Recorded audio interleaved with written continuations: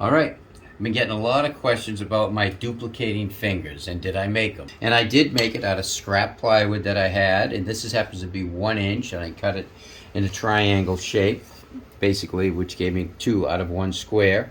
And I also used some 1/2 by 1/8 inch aluminum strips, cut them about 9 inches long. I drilled a hole with them, and I made a slot in the scrap pieces of triangles that I made with a saw blade, and I have a washer in there. I drilled a hole in the one side of the wood to put a wood screw through the wood into the other side, and that allows the piece to pivot.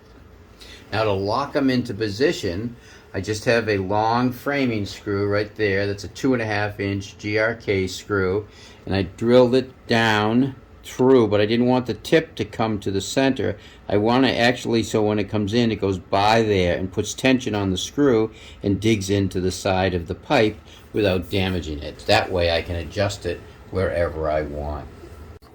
And in the plumbing supply, I went in to get a 1/2 inch pipe. This is galvanized. It's about 4 feet long.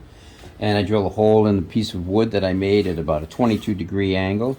At the bottom of this piece, to attach it to the bracket that I made to go on the lathe, I put a threaded insert and a threaded rod.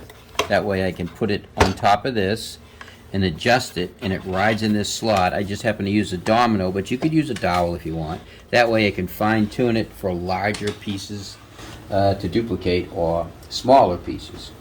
And just lock that in, and I adjust my fingers as needed.